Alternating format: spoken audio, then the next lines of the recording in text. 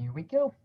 So, yes, so welcome. I'm so glad that you were able to join us. I'd like to take just a second to introduce Mr. Curt Brown, who has his new book, Minnesota 1918.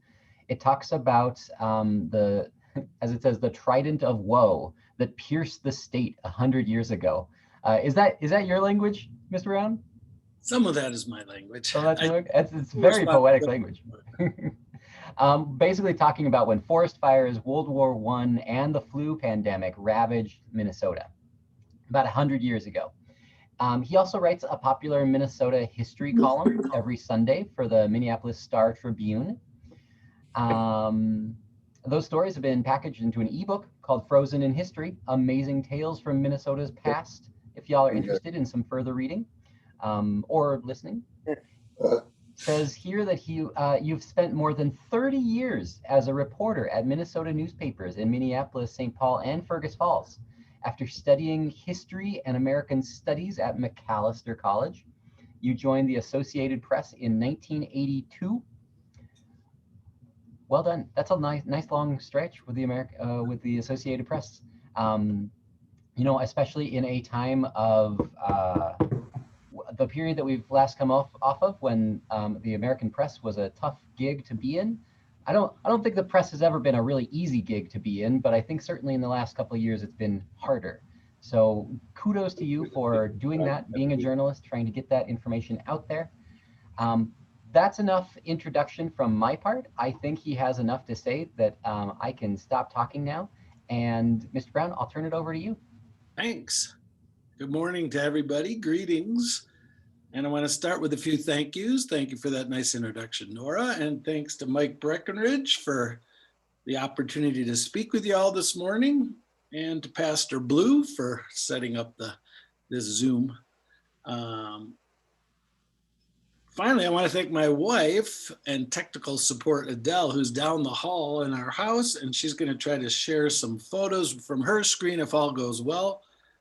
With the technology we figure pictures are worth 1,000 words, so we'll give you some pictures too to illustrate what I'm talking about. What I want to do today is to tell you a little bit about myself, and then look at some of the eerie similarities between 1918 and the globe's last deadly pandemic, and kind of compare it, some similarities, some differences between what we're experiencing today.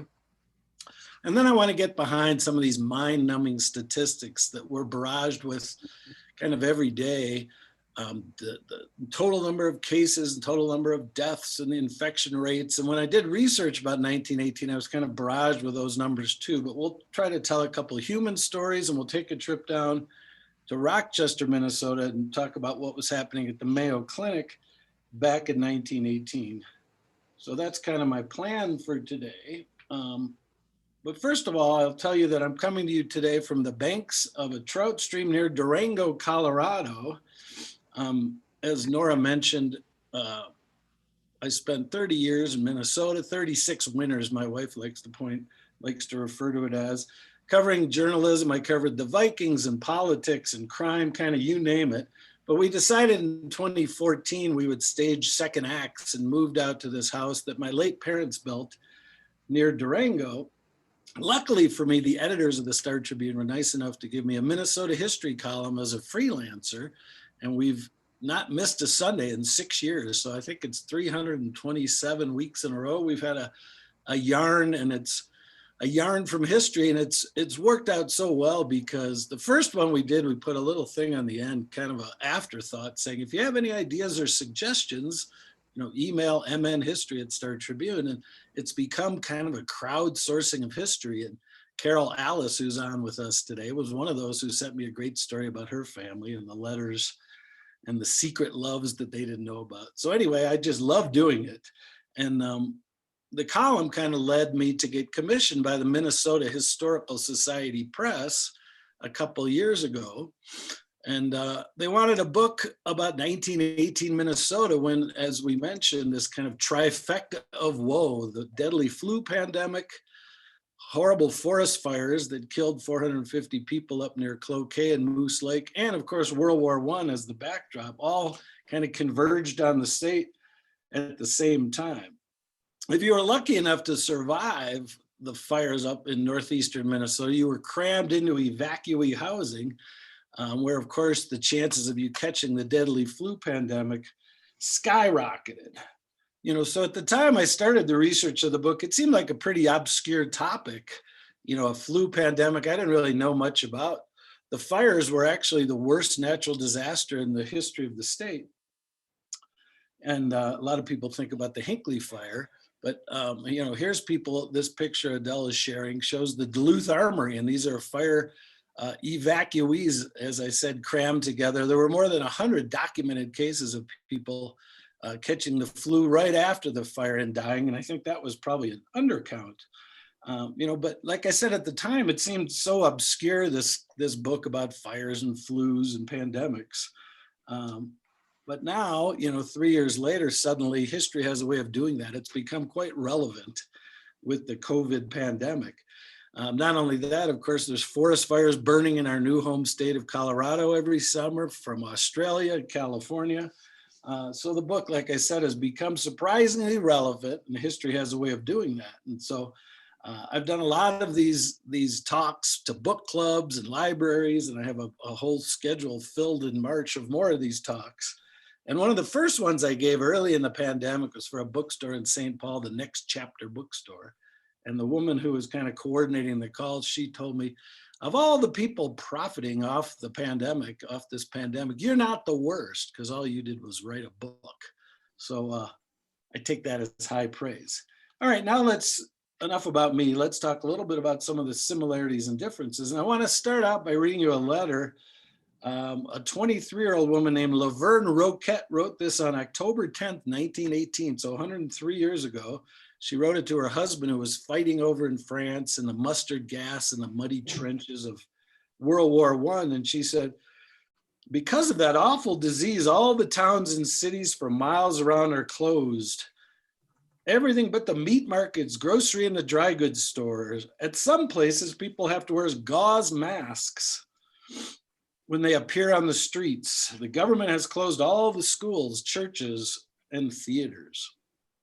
Again, that was written almost 103 years ago, but it could have been written yesterday. It certainly describes what we're seeing today. But I want to make one point. Well, I want to make a lot of points, but things were actually much worse in 1918. The US death toll from the 1918 flu, and a lot of these were pneumonia cases that kind of hanged on the coattails of the deadly strain of the flu. The death toll reached 675,000. Once again, 675,000 people died, which is eerily close to the number we're approaching. We've hit 500,000 US deaths from the COVID crisis. But remember, the country was a third of the population it is today. So it was as if in 1918, 2.1 million people died, which is 4 times the 500 deaths we've seen so far. In Minnesota, just to put some Minnesota numbers up there, and I promise we'll get beyond the statistics soon, about 12,000 deaths were attributed to the flu and the pneumonia that connected to it. So far, our state has lost 6,500 lives, which is a staggering amount. But remember, the state has more than doubled since then. So it was as if 24,000 Minnesotans died, which again is about 4 times as bad. So just to put some of the numbers in context. Back then, we didn't have any intensive care units. We had no ventilators. We had no protective gear. In fact, scientists wouldn't even isolate the flu virus for another 15 years until 1933. They thought they were dealing with a bacteria. This time around, experts knew almost overnight the molecular structure of COVID-19 and were able to start the vaccines. My wife and I were lucky enough to get one of the extra doses at a Southern Ute Indian reservation last week, and we're scheduled to get our second shot. So that's a huge difference between, back then and today. You think sometimes, wow, certainly we've made great strides in 103 years, but sometimes I ask myself, have we? Well, knowing what this disease is and how to break it down and how to vaccinate it is certainly a difference that we can be happy about. Back in 1918, just to give you a little more context, no one had radios in their home yet, let alone the Zooms and the TVs and the social media. Another difference is there weren't many nursing homes back then. For one thing, people didn't live as long. The average life expectancy in 1918 was 59 years compared to 80 today. So if you were lucky enough to live a long elderly life, you probably stayed with your family. So that avoided this kind of nursing home crunch that was such a tragic venue for this disease. I should point out that usually in the flu, the experts use kind of a U-shaped curve. For traditional flus where young children on one end of the curve and elderly people on the other are hit the highest. In 1918, it was really a W they used because the age group from 20 to 25 was extremely hit hard. And of course, that included all the soldiers in training. The troop transfers is what really spread that into the deadliest pandemic in world history. 50 million deaths are the best guess for how many people died globally in that one. And so that's, again, a quick difference. And I want to make one quick aside here. A lot of people refer to the 1918 flu as the Spanish flu, and I don't do that because it's really a misnomer. Back in 1918, there were censorship laws on the books in the US and in England and even in China where you couldn't publish anything that might be detrimental to the war spirit and the war effort, that might hurt the morale. So a lot of the research I was doing, you'd find county health people saying, yeah, the flu is going to come here, but it's not a big deal. And they kind of try to downplay it. Something we saw done by the last president as well. Meanwhile, Spain sat out World War I. They weren't involved in the First World War. So when hundreds and then thousands of Spaniards started to die, newspapers in Madrid and in Barcelona started putting it on the front page. People quickly called it the Spanish flu. And it's a misnomer because most people, experts agree it was started in Kansas, and it probably transferred from a pig to a farm kid who then headed off to train for battle in World War I at Camp Riley in Kansas. Pretty soon, dozens and then hundreds of people at that training base became sick with the flu. And as troops again went across the ocean and around the country and transferred all over and came back, that's what caused the huge spread back then. So I'll throw one other stat at you before we move on, and that's that 118,000 Minnesotans served in World War I. 1,400 were killed in action on battlefields and in those muddy trenches, but 2,300, almost twice as many, died from disease as those troops transferred. Now I want to turn to the book, to page 217, and by the time you get to page 217 of your book, ideally you've used some of your best anecdotes and your most gripping human interest stories. So I wanted to be a little forward-looking. So I asked, could it happen again? And I quoted an expert named John Barry, who wrote the book, The Great Influenza, in 2004. And he said, every expert on influenza agrees that another pandemic not only can happen, it almost certainly will. Then I quoted another expert, a science writer named Robin Marantz Hennig.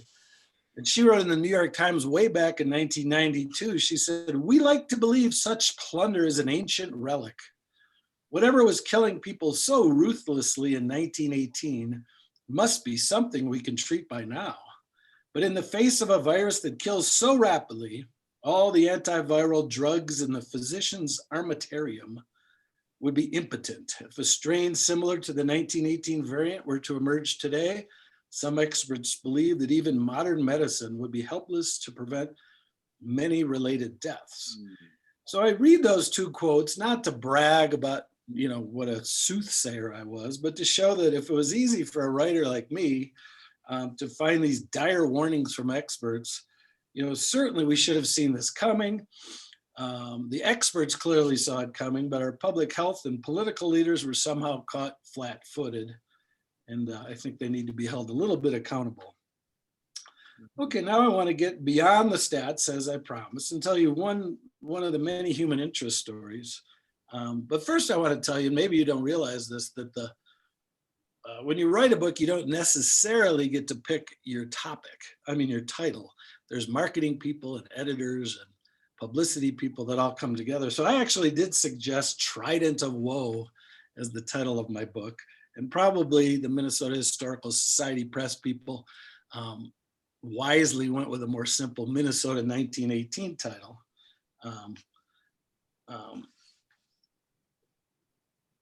They kind of rejected my idea.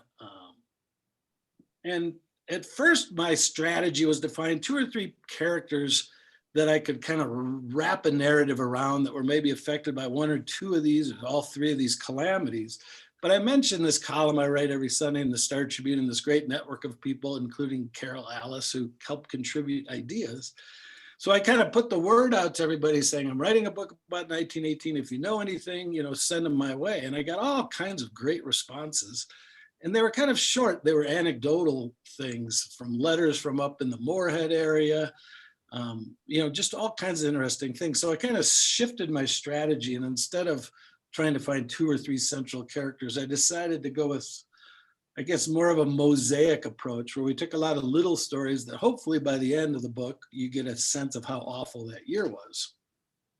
And of all those characters, my favorite is the one looking at you now. Her name was Pearl Macgyver. And she was a nursing student at the University of Minnesota, which was one of the first schools to have a full-fledged nursing program, one of the first major institutions.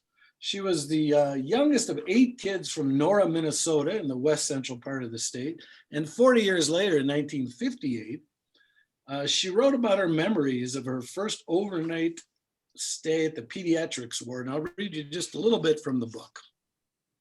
A deafening chorus of 30 wailing children, quote, standing in their cribs, screaming their hearts out, greeted Pearl Macgyver at 9 p.m. on the top floor pediatric ward at the University of Minnesota Hospital. Besides the crying children, Macgyver was greeted that first night by an exhausted day shift staff. They wore tight white masks, white gowns, and snug-fitting white caps.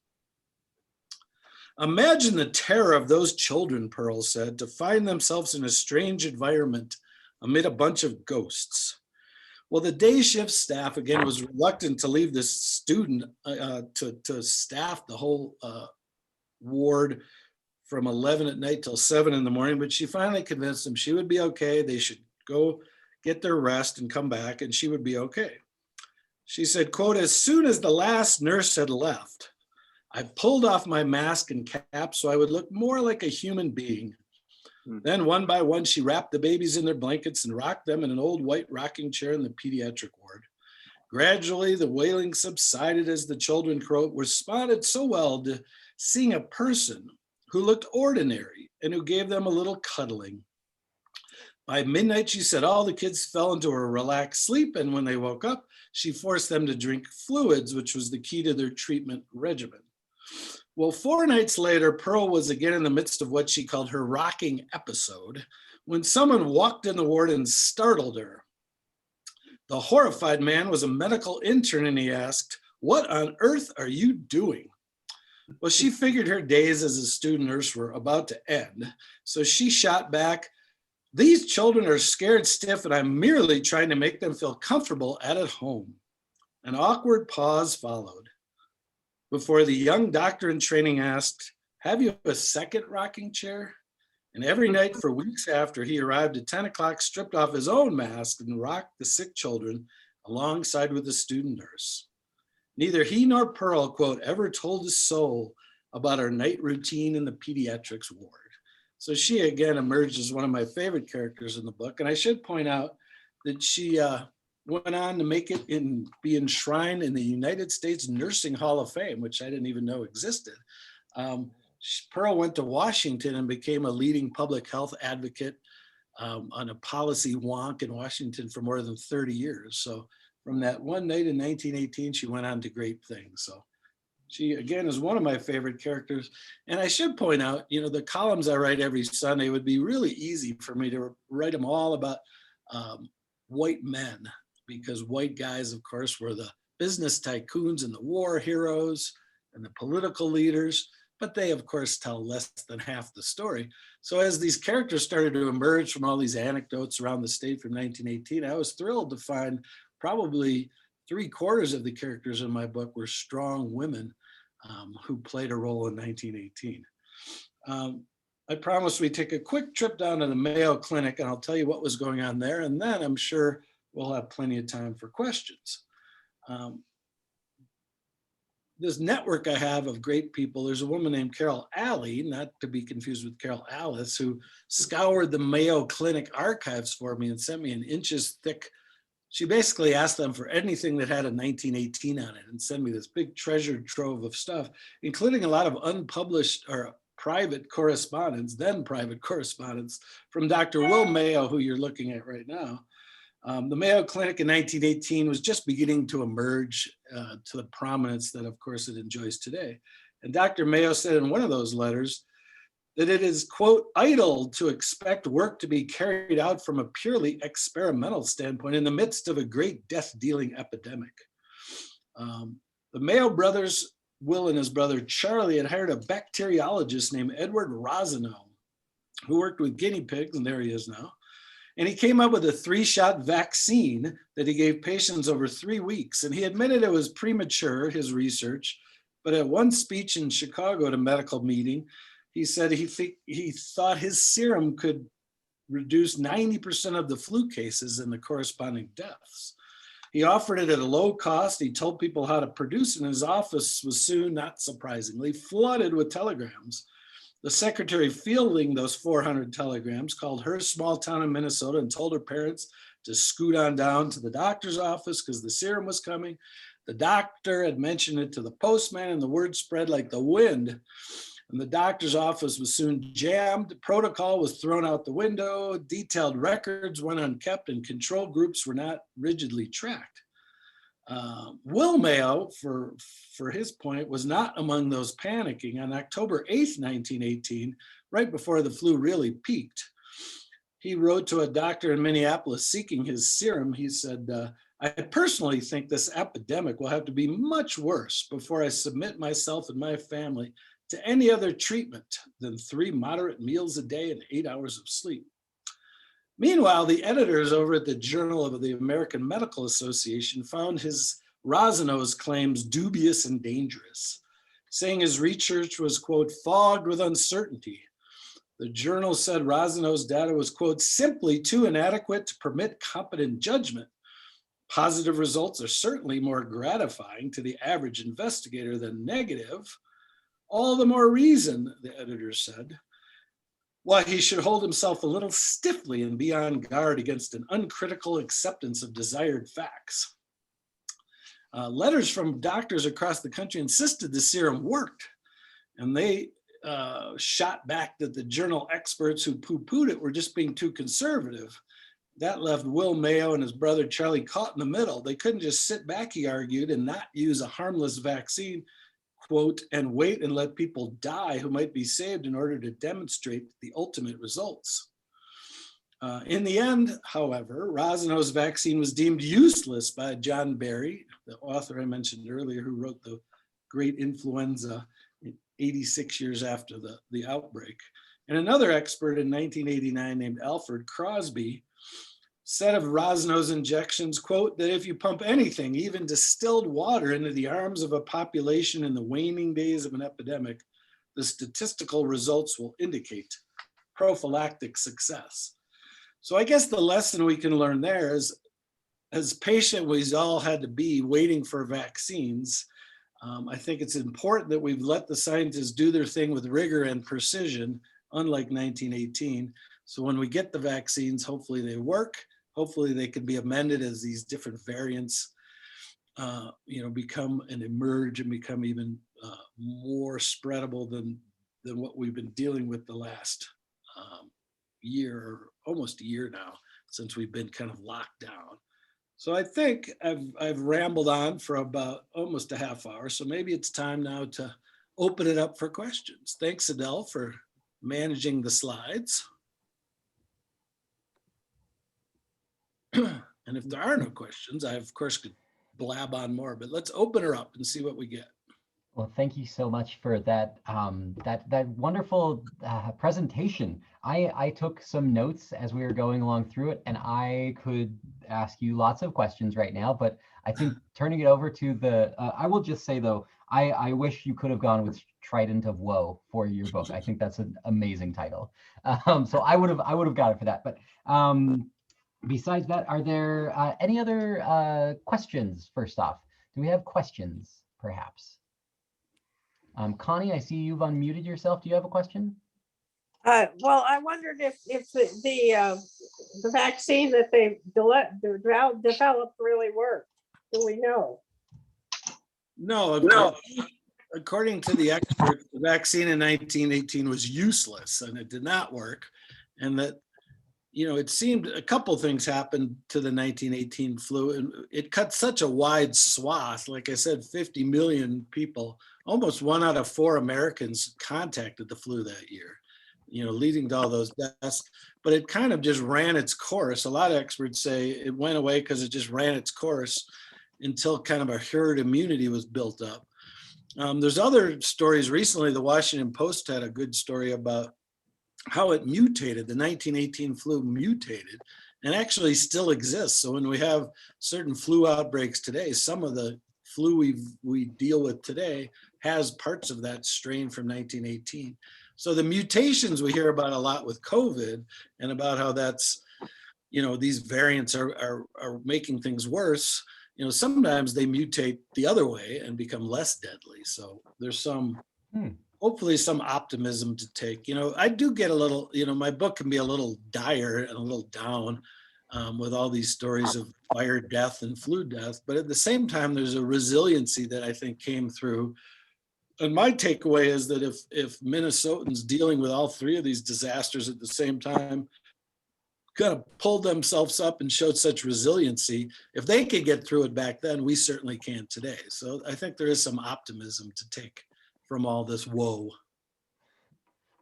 Well, thank you for preaching. Worship is in about 45 minutes, but that is certainly a lovely piece of uplifting. Are there other questions? I see Cindy Iden. I am wondering, I have 2 questions actually. Just the economic impact of the 1918 influenza and how kind of societally and economically we bounced back. And then my other question is really about people of color, the indigenous population and so forth. How were they impacted differently than the white population, and how were they treated? Okay, 2 good questions. And I think, let me just check in my notes, because I think I had some stats about the Native American population, like this time around, was hit very hard. I don't actually have my notes handy, but I think it was more than 4 times as deadly among Indian reservations and the Indian Native American community in 1918. So they were hit extremely hard. And I do have a chapter in my book that deals with kind of Native American, the jingle dance, which is popular now at modern powwows today, traces its roots back to the 1918 flu, and one of the tribal members' children was very sick with the flu and led to this healing dance, and kind of took off, and it's become kind of a staple at powwows that you'll find today. No kidding. Yeah. Oh, yeah. In terms of the economy, I focused a little bit more on the fire up north, and really northeastern Minnesota was shifting even before this horrible trifecta of woe in 1918. The big logging had really happened, and was kind of the peak of the lumber boom was kind of ending, and things are starting to shift more to an agricultural base up there. Farms were taking over because a lot of the trees had been cut down. Remember that before the Depression hit really in 1929, there was kind of a pre-Depression that really hit the farm economy. So it wasn't too long after 1918 when the farm economy collapsed, and then the whole nation went into a huge depression. So it wasn't a bright economic kind of, the wake of this stuff got even worse. So hopefully that won't be the case for us. Would you say that some of that economic impact also came from those other factors like the war and the fires, and it wasn't just the pandemic, or was the pandemic like a big factor in that? Well, it's interesting that you see the stories from 1918, the pushback that we see today. There were anti-masking leagues. there were, both in Minneapolis, St. Paul had kind of different approaches of what to do to shut things down. But, the school board in Minneapolis one day decided kids should go back to school for one day. The parents all objected, vocally, that this was the wrong thing to do, and they shut the schools back down the next day. So, I mean, you talk about history repeating itself. Certainly the pushback, the pull and pushback of government officials and limiting people's freedoms that some would consider, and just trying to make people safe. It's almost the same script from 1918, which is hard to believe. It was so many years ago, but you see a lot of the same reactions and pushback. That was actually going to be my question, because hearing you talk about the government closing all these businesses and only having the butcher store opened, and even one of those pictures, I noticed there was a nurse with her mask right here. And so like her nose was out. And I was wondering, I mean, because we see so much of that today of folks, not doing that. And it's less a matter of like just not knowing and more of this, I can do what I want kind of thing. And so can you talk a little bit more about that? Like how prevalent were those anti-mask leagues and how vocal were they? And can you talk a little bit more about that? Sure. And I think, like I said, the big difference was with no social media, everything was a lot more of a community had to come up with its own rules in a small town way, because there weren't national. The president, Woodrow Wilson, was kind of fixated on World War I, which is probably the right thing to do. So he didn't really talk much or care much about the flu. He even suffered and caught the flu. In St. Paul, there was an interesting little push and pull. They decided you couldn't ride an elevator from if you were, within 5 floors of the ground, you had to take the stairs. They were trying to keep people safe from not letting them cram into elevators together and spread the flu to each other. They pushed back and said, well, that's not fair. If people are sick, you shouldn't make them walk 5 flights of stairs to get out into the fresh air. And they ended up winning the day and they waived that rule. So again, there was a lot of this, pushing and pulling and coming back. And you see a lot of the dips too, when they start to loosen things up and open the theaters and the schools and the stores, and all of a sudden there'd be another spike. And there were big, large spreading events, with the patriotism being trumpeted about. Like Philadelphia had a huge Patriots parade, and the health experts said, you shouldn't do that. It's a bad idea. But they had this big patriotic parade for World War I in Philadelphia. And not surprisingly, within weeks, they had some of the highest death tolls from the flu. So again, we're living the same thing. And if you look back, we can learn a lot of things. And the masks are interesting because they did wear a lot of masks. You saw those pictures, but the experts say they didn't do any good back then. And it might have been the thin gauze they were using isn't as effective as today's better masks. Katie's raising her hand. Katie. Often in events like this, there are all kinds of claims, spurious claims made about what's causing this, often religious claims, and charlatans make money off of going around saying this is what's causing all this. Was that the case? Well, like I said, there were these kind of virulent anti-masking leagues and stuff. I'm not sure. I know there were some preachers, of course, saying that this was, an example of the sinning that we've been doing, and this is why God's getting back at us. So that, there was a lot of that rhetoric, being ushered and gushing out from certain corners of society. But sometimes it's just nature and disease that, shows us that even though it's been 103 years, it can wallop us just like it did in 1918. Yeah, there's definitely always some preacher out there going to be preaching like that. Don, I see you there. I do want to touch real quick before we get to you, Don, though, that like you were saying, that this, as opposed to coming from God, you talked about how it came from probably starting in Kansas with a pig farm, assuming. And it's fascinating that the idea of farming and improper farming and the treatment of animals is theoretically what has caused this outbreak as well. Is that?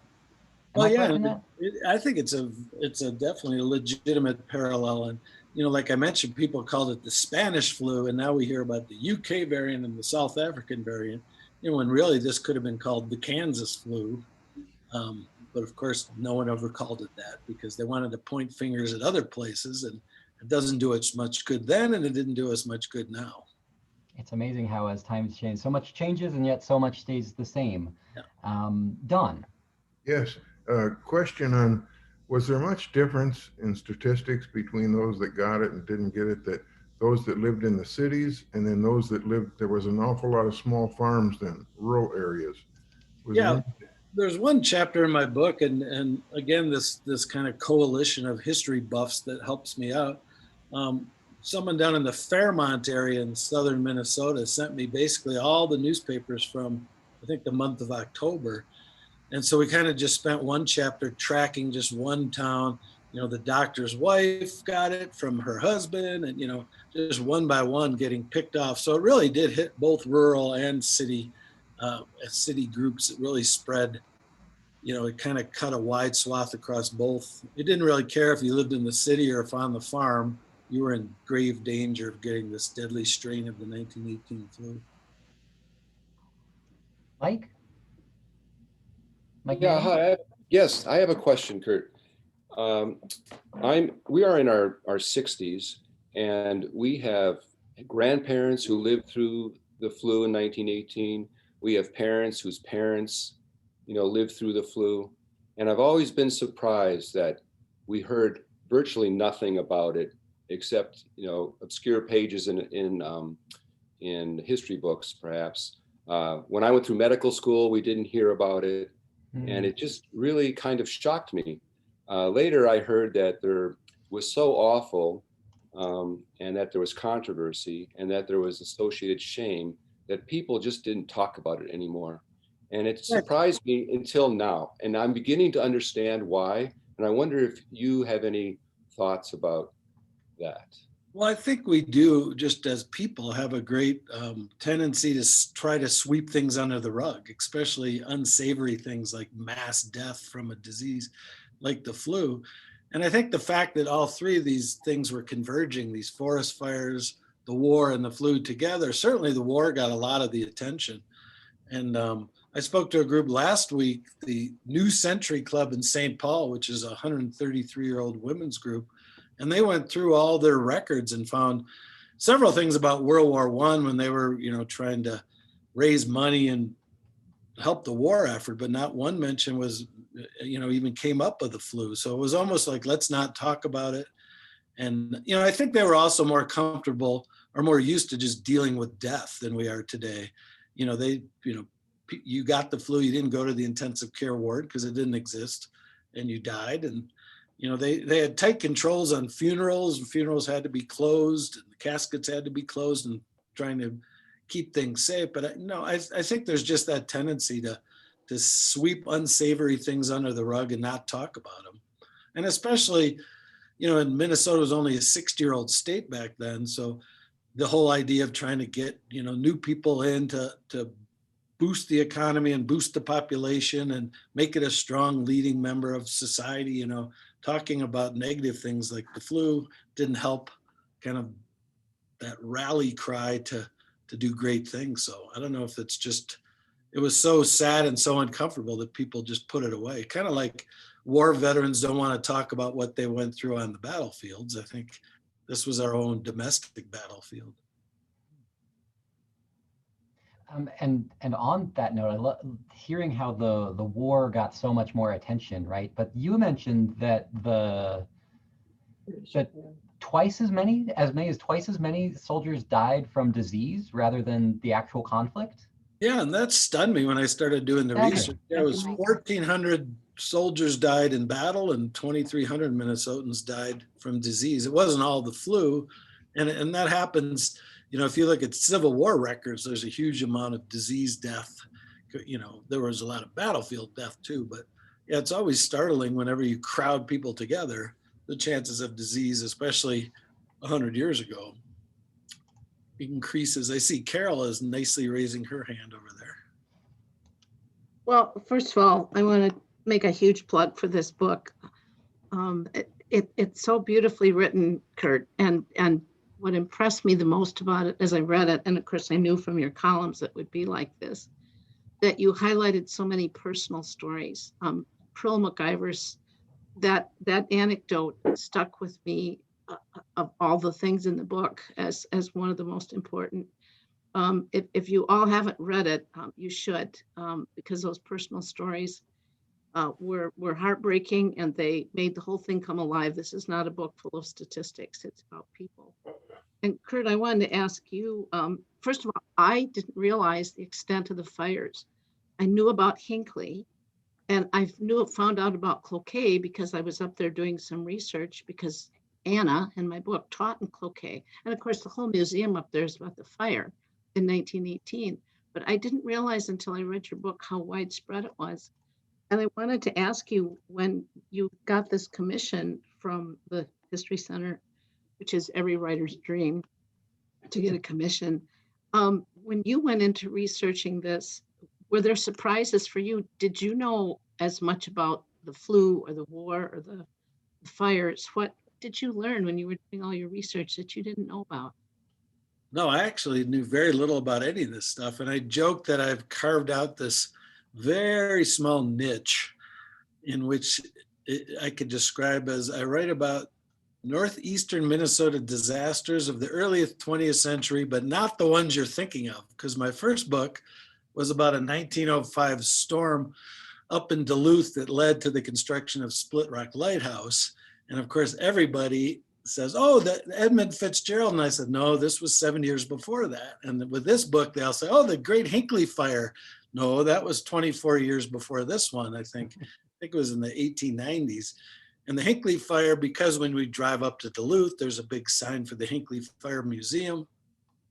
And it was actually a larger fire in terms of area, but more people died in the 1918 fire. And that shocked me. I'd never even heard of the 1918 fire.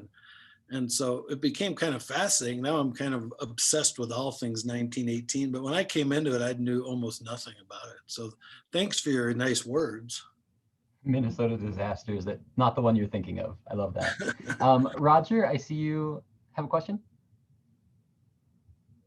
You're muted. Okay. Isolation obviously is a thing that we do now. Was it imperative back then that families isolate themselves in communities? Yeah, I think they determined that some of the most effective way to stop the spread of the 1918 flu, if not feeling well, like they told kids to stay home from school for a week after their last symptoms. And they really tried to contain it that way, saying, if you're not feeling well, just don't go out. And they did try to isolate people, in that way, especially if you were starting to show symptoms. They just told you, stay home and don't go to school. So that was they thought that was the best way to stop it from spreading, was to shut down the stores and to keep people at home. So a lot of that, has proved effective this time too. I see Brennan here has left a message in our comment chat. He says, I've been thinking about how we will memorialize the grief of this time. And the question for you is, were there any memorial efforts undertaken during the 1918 pandemic or even afterwards? There are all kinds of memorials to the fire up north. Moose Lake had a large mass grave, and I was there for the 100th anniversary of the fires, and they had a very moving ceremony in which people mentioned the relatives' names who had perished and lit candles. But for the flu, again, it was kind of swept under the rug. People talk, there's war memorials all over and the fire memorials, but not really much to the flu. And I think maybe it was just so painful, people didn't want to confront it and deal with it. And I think we see that today too, that we just want to get past it. I think President Biden is, trying to address that a little bit. He's had a few events in which he takes moments of silence and tries to remember and help with the grieving instead of just ignoring it, which is a good thing. I could imagine there might be an element of there's nothing we can really control about a pandemic. It just sort of happens to us and then we have to deal with it. Whereas with fires, fire prevention, and with war, that's clearly a human-made event. But with pandemics, these flus, these sicknesses, it seems like we're almost, especially in that time, as you talked about, there was like nothing we could do. Is just totally out of our hands. Yeah, we didn't even know what it was. Like I mentioned, they didn't isolate a virus as a virus for another 13 years. So we were really in the dark then. I mean, we seem like we're still in the dark in a lot of ways, but then they really didn't know what was going on. And at least now, you know, the experts knew right away what this thing was and how COVID was constructed molecularly, and they got vaccines cranking out. So, you know, we're having a little trouble getting them in everybody's arms, but hopefully within the next couple months, we'll all be inoculated. Any other questions or comments? Connie, do you have another one? Yeah, I can't hear you, Connie. You're still muted. Yeah, Connie, you're muted.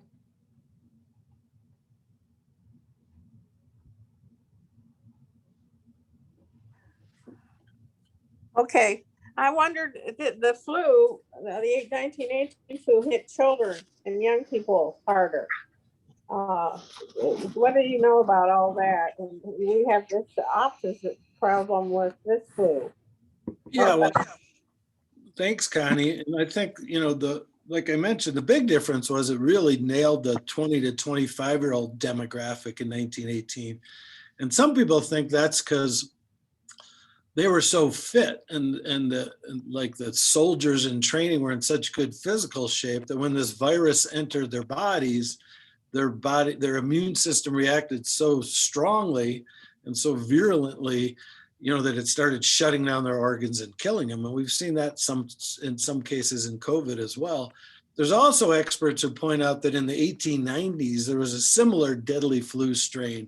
So a lot of the older people had built up an immunity to that flu that protected them in 1918. And again, we point out that people didn't live as long then. So you didn't see nursing homes getting walloped like this time because there were no nursing homes because people were living in an average to about 60 instead of 80. So the demographics were a little bit different. And so all those factors, I think, contributed to some differences.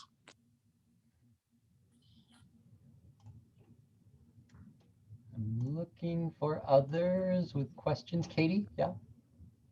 Now the press has given us so much comparing states and how this state is doing and how that state is doing and all the statistics. What was the role of the press then?